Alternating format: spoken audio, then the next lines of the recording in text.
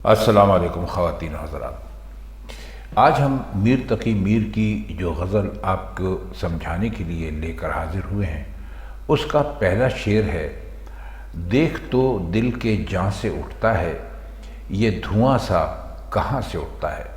بہت مشہور غزل ہے، بہت مشہور شعر ہے، اس کو بہت مرتبہ گایا بھی گیا ہے، آپ نے بھی یقیناً سنا ہوگا۔ اس میں شاعر اصل میں اپنی ایک پریشانی کا تذکرہ کرتے ہوئے ہمیں دکھائی دیتا ہے، اور وہ یہ کہتا ہے کہ ہم لٹ چکے، برباد ہو چکے، ہمارا دل ہمارے قابو میں نہیں رہا، ہمیں ساری دنیا نے بہت پریشان کیا، اور اب بس یہ دیکھنا باقی ہے کہ ہماری جان یا ہمارا دل، دونوں میں سے کیا چیز ختم ہوئی، کیا چیز جلی۔ یہ بات ذہن میں رکھنے کی ہے کہ اکثر شعراء جب مخاطب کرتے ہیں تو دراصل ان کا جو مخاطب ہوتا ہے وہ زمانہ ہوتا ہے، جسے ہم لوگ سمجھتے ہیں کہ شاید وہ صرف اپنے محبوب سے ہی مخاطب ہیں۔ ایسا ہوتا نہیں ہے۔ شاعر محبوب پر رکھ کر بہت ساری باتیں کر دیتا ہے، لیکن دراصل اس کا مخاطب وہ وقت ہوتا ہے جس وقت میں وہ اپنی زندگی کر رہا ہوتا ہے، جس وقت میں وہ جی رہا ہوتا ہے۔ تو وہ اپنی بربادی کا یا اپنی تباہی کا، یا زمانے نے جو ٹھوکریں دیں یا زمانے نے جو تلخیاں دیں، پریشانیاں دیں، ان کے لیے یہ کہتا ہے کہ میرے نزدیک اب اس کی کوئی اہمیت نہیں ہے۔ تم خود ہی دیکھ لو کہ جو یہ دھواں اٹھ رہا ہے، یعنی جو میری پریشانیاں ہیں، جو میں برباد ہو گیا، جو میں ختم ہو گیا، یہ دل سے اٹھ رہا ہے یا جہاں سے اٹھ رہا ہے، یہ دھواں سا کہاں سے اٹھتا ہے۔ یعنی دھواں سا سے مطلب یہ کہ یہ پریشانیاں، یہ ختم کر دینے والا دور اور یہ سب کچھ ہے، تو اس میں نہ میرا دل رہا ہے اور نہ میری جان رہی ہے۔ اگر کچھ باقی رہ گیا ہے فقط یہ دھواں ہے۔ اس کو دیکھ کر تم خود اندازہ کر لو کہ یہ کہاں سے اٹھ رہا ہے۔ اس کا دوسرا شعر ہے: گور کس دل جلے کی ہے یہ فلک، شعلہ ایک صبح یہاں سے اٹھتا ہے۔ گور کہتے ہیں قبر کو، اور دل جلا ظاہر ہے کہ اس پریشان آدمی کو کہتے ہیں جس کو دنیا میں کوئی سکون یا چین یا راحت نہیں مل سکی۔ اصل میں وہ یہ بتانے کی کوشش کر رہے ہیں کہ آپ نے دیکھا ہوگا کہ صبح جب فلک کہتے ہیں آسمان کو، کہ صبح جب سورج نکلنے والا ہوتا ہے تو آسمان کا وہ حصہ روشن ہو جاتا ہے، اور سرخی مائل روشن ہوتا ہے جہاں سے سورج کو نکلنا ہوتا ہے۔ اسے شفق کی سرخی بھی کہتے ہیں۔ تو وہ یہ کہہ رہے ہیں کہ یہ دنیا میں تو چلو ٹھیک ہے، بہت سارے لوگ ہوتے ہیں، بہت سارے لوگوں کی قبریں ہوتی ہیں، لیکن کہتے ہیں کہ یہ جو ہم ہر صبح ایک شعلہ سا یہاں سے نکلتے ہوئے دیکھتے ہیں، تو یہ آسمان کا یہ حصہ، یہ آسمان جو ہے وہ یہاں پر کون سا ایسا کوئی عاشق یا ایسا کوئی دل جلا ہے کہ مرنے کے بعد بھی اس کے دل سے جو شعلے نکل رہے ہیں، اس کے دل سے جو آگ بھڑک بھڑک کے دکھائی دیتی ہے اور جو اس کی روشنی پھیل رہی ہے، تو کیا یہاں بھی کوئی ایسا دل جلا یا عاشق ہے کہ جو ابھی تک جس کے دل کی آگ ٹھنڈی نہیں پڑی؟ تو اس لیے وہ سوال کرتے ہیں کہ بھئی کیا آسمان بھی کسی دل جلے کی گور ہے، یعنی قبر ہے، کہ یہاں سے ہمیں ہر صبح سرخی دکھائی دیتی ہے۔ شعلہ ایک صبح یہاں سے اٹھتا ہے کا مطلب یہ ہے کہ وہ چونکہ سرخی ہوتی ہے تو سرخی کو انہوں نے شعلہ قرار دیا ہے۔ تیسرا شعر ہے کہ خانہ دل سے زینہار نہ جا، کوئی ایسے مکان سے اٹھتا ہے۔ زینہار کا آپ یہاں مطلب لے لیجئے خدا کے واسطے، یا ایک طرح کی وہ منت کر رہے ہیں کہ خوشامد کر رہے ہیں کہ ہمارے دل سے ایسے تم نہ جاؤ۔ خانہ دل یعنی دل کے گھر سے، تو مطلب ہے کہ دل ہی سے ایسے نہ جاؤ، کوئی ایسے مکان سے اٹھتا ہے۔ اب اس میں جو کوئی ایسے مکان سے اٹھتا ہے، اس کے ہم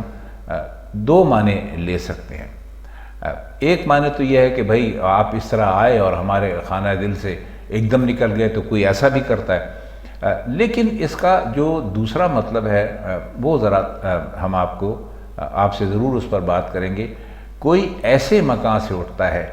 ایسے مکان سے ان کی مراد ہے دل۔ تو وہ یہ کہتے ہیں کہ ہمارا جو دل ہے وہ تو ایک بہت ہی قیمتی گھر ہے، جس نے تجھ سے محبت کی، جس نے تجھے اس گھر کے اندر بسایا،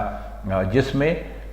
اس گھر میں یہ ایسا گھر ہے کہ جہاں تجھے ہر قسم کی اہمیت دی گئی، تو خدا کے واسطے تو ایسے گھر سے نہ جا، کوئی ایسا مکان، ایسا خوبصورت مکان، ایسا مکان جس میں تیری اتنی قدر و منزلت کی گئی، تجھ سے اتنی محبت کی گئی، تو کوئی ایسے مکان سے اٹھتا ہے کا مطلب یہ کہ جاتا ہے۔ تو ہمارے خیال میں یہ جو اس کا دوسرا مطلب ہے کوئی ایسے مکان والا، وہ ایسے مکان سے نہیں ہے کہ بھئی کوئی ایسے آپ نے ایسا کام کیسے کر دیا، نہیں، ایسے سے ان کی مراد یہاں پر جو ہے وہ یہی ہے کہ یعنی ایک شان والا، قدر والا،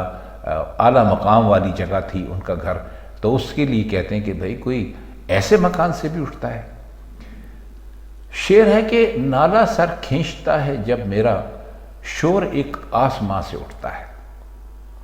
نالا کہتے ہیں بلند آواز میں رونے کو، چیخنے کو، فریاد کرنے کو، اور سر کھینچنے کا مطلب یہ ہے کہ بلند ہوتا ہے، اونچا ہوتا ہے۔ تو کہتے ہیں کہ جب میرے رونے کی تو اب یہ حالت ہو گئی ہے کہ جب میں روتا ہوں تو میرے ساتھ جو آسمان پر جو مخلوق ہے وہ بھی میرے ساتھ رونے لگتی ہے، یعنی میرے نالے میں اس قدر زیادہ دکھ اور اتنی زیادہ تکلیف اور اتنے شدت کا رنج ہوتا ہے کہ وہ صرف جیسے جیسے میرا نالہ اونچا ہوتا جاتا ہے، بلند ہوتا جاتا ہے، آسمانوں کی طرف بڑھتا ہے، تو شور ایک آسمان سے اٹھتا ہے کہ جواب میں جو آسمان پر رہنے والے ہیں وہ بھی جواب میں رونے لگتے ہیں۔ تو ظاہر ہے شور، بہت سارے لوگ مل کر اگر روئیں گے یا یعنی فریاد کریں گے تو اس کا ایک شور صحیح اٹھے گا۔ تو وہ یہ کہتے ہیں کہ میرا تو نالہ ایسا ہے کہ جب میں یہ بلند ہوتا ہے تو دنیا تو آپ ایک طرف رہنے دیں، آسمان سے بھی ایک شور بلند ہوتا ہے، یعنی جوابی رونا جو ہے وہ مجھے سنائی دیتا ہے۔ شعر ہے کہ لڑتی ہے اس کی چشم شوخ جہاں، ایک آشوب وہاں سے اٹھتا ہے۔ چشم شوخ کا مطلب ہوتا ہے شوخ آنکھ، اور لڑتی ہے یعنی ملتی ہے۔ تو کہتے ہیں کہ اس کی جو ہمارا جو محبوب ہے اس کی جو شوخ آنکھ ہے وہ جب کسی جگہ سے کسی سے بھی لڑتی ہے، ایک آشوب وہاں سے اٹھتا ہے۔ دیکھیے، آشوب آنکھوں کی ایک بیماری کو کہتے ہیں جس میں آدمی کی آنکھوں سے مسلسل پانی بہتا رہتا ہے، یا سمجھ لیجئے کہ انہوں نے آنسو کے لیے کہا ہے۔ تو کہہ وہ یہ رہے ہیں کہ ہمارا جو شوق ہے، جو ہمارا محبوب ہے، اس کی آنکھ جس کسی سے لڑ جاتی ہے اس کے بعد اس کے پاس رونے پیٹنے کے علاوہ اور کوئی راستہ ہوتا ہی نہیں ہے۔ تو جہاں اس نے آنکھ لڑائی اور جو بھی اس پر عاشق ہوا وہ پھر ساری زندگی روتا ہی رہتا ہے، اور اس کی وجہ یہ ہے کہ ہمارا محبوب بے وفا ہے، ہمارا محبوب آنکھ لڑا کے لوگوں کو بھول جاتا ہے، وہ صرف لوگوں کو اپنے اوپر عاشق کرانا جانتا ہے، اور ایک عاشق کے کیسے ارمان پورے کیے جاتے ہیں یا اس کی حسرتیں کیسے نکالی جاتی ہیں اسے اس کا کوئی مطلب نہیں ہوتا۔ تو اس کا نتیجہ یہ نکلتا ہے کہ عاشق جو ہے وہ ایسے ہو جاتا ہے جیسے کوئی آشوب چشم میں، آنکھوں کے مرض میں مبتلا ہو جائے اور ہر وقت روتا رہے۔ تو ہمارے محبوب سے آنکھ ملا کر اس پر عاشق ہونا بس ایسے ہی ہے جیسے کسی کو آنکھوں کا مرض ہو گیا ہو اور وہ ہر وقت روتا رہے۔ سدھ لے گھر کی بھی شعلہ آواز، دودھ کچھ آشیاں سے اٹھتا ہے۔ اس میں بھی اپنے محبوب کو ہی انہوں نے مخاطب کیا۔ شعلہ آواز یعنی بہت ہی اچھی، بہت ہی خوبصورت آواز، اور دودھ کہتے ہیں دھوئیں کو، اور سدھ کا مطلب ہوتا ہے سدھ لے گھر کی، یعنی گھر کی خبر لے۔ یہ شعلہ آواز سے ان کا مطلب یہ ہے کہ محبوب کی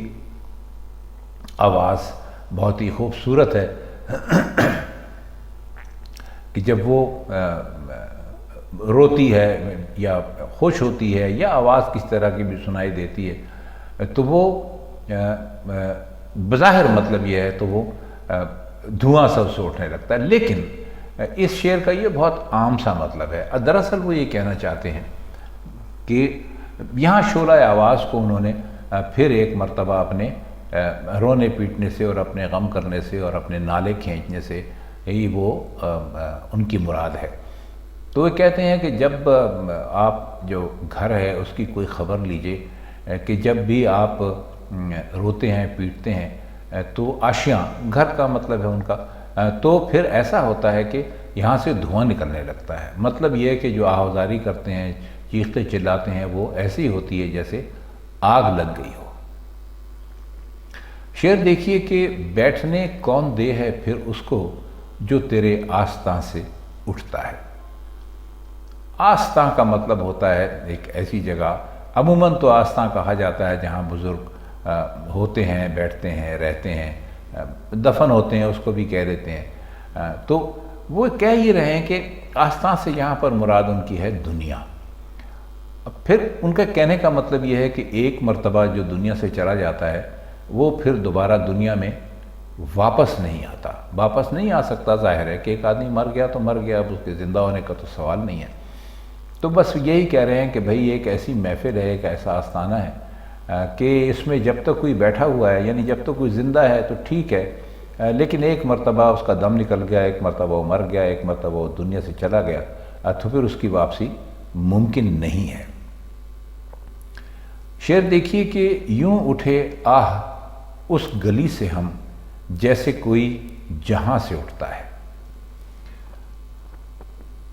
گلی کا مطلب محبوب کی گلی ہے، اور جہاں سے اٹھنے کا مطلب ہے ختم ہو جانا، مر جانا۔ تو کہتے ہیں کہ اپنے ہمارا جو محبوب تھا، جب ہم نے اس کی گلی چھوڑی اور پھر جب ہم نے ارادہ کیا کہ اب ہم یہاں کبھی واپس نہ آئیں گے، تو ہم نے وہ کام کیا جو کہ مرنے کے بعد آدمی کرتے ہیں۔ مرنے کے بعد کام کرنے سے مراد یہ ہے کہ جب ایک مرتبہ کوئی کسی جگہ کے لیے کہے کہ بھئی میں آئندہ یہاں نہیں آؤں گا، اور وہ یعنی اپنے آپ کو کہے کہ مجھے بالکل آپ مرا ہوا سمجھ لیں، تو ظاہر ہے مرا ہوا آدمی کسی جگہ جا نہیں سکتا۔ تو وہ کہتے ہیں کہ ہماری حالت بھی اس گلی سے بالکل ایسے ہی ہوئی ہے کہ جیسے اس گلی میں رہنے والا کوئی مر گیا ہو اور اب دوبارہ اس گلی میں آنے کا کوئی امکان ہی باقی نہ ہو۔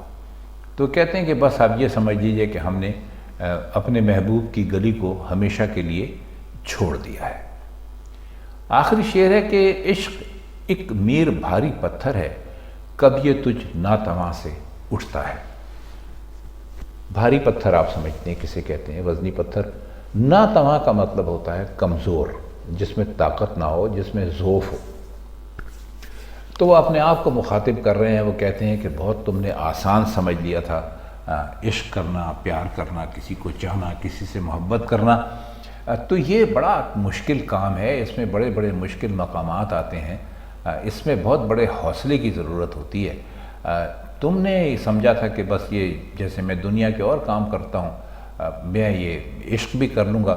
لیکن اب پتہ چلا کہ یہ ایک اتنا بھاری پتھر ہے کہ جو ہم جیسے لوگوں سے اٹھ نہیں سکتا۔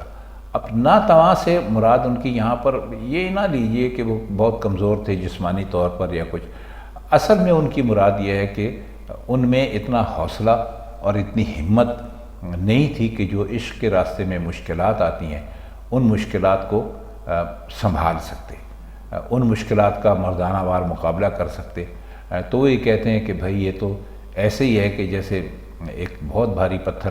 کسی کے سامنے رکھ دیا جائے اور وہ اس میں پتھر اٹھانے کی ہمت، طاقت یا سکت نہ ہو، اور اس سے کہا جائے کہ تم یہ پتھر اٹھا کے ہمیں دکھاؤ۔ تو کہتے ہیں کہ ہمارا عشق میں یہی حال ہوا کہ ہم نے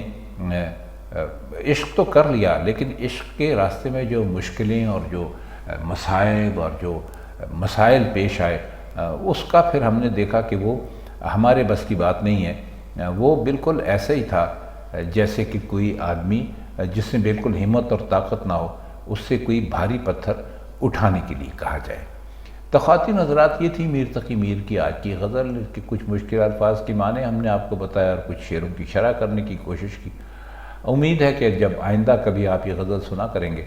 تو آپ کی سمجھ میں اس کے الفاظ کے معنی اور اس کا مطلب بہت آسانی سے آ جائے گا۔ تو آج کی محفل میں اتنا ہی، انشاءاللہ آپ سے کسی اور شاعر کی کسی اور غزل کے ساتھ کسی اور محفل میں پھر ملاقات ہوگی۔ تب تک کے لیے ہم آپ سے چاہتے ہیں اجازت۔ خدا حافظ۔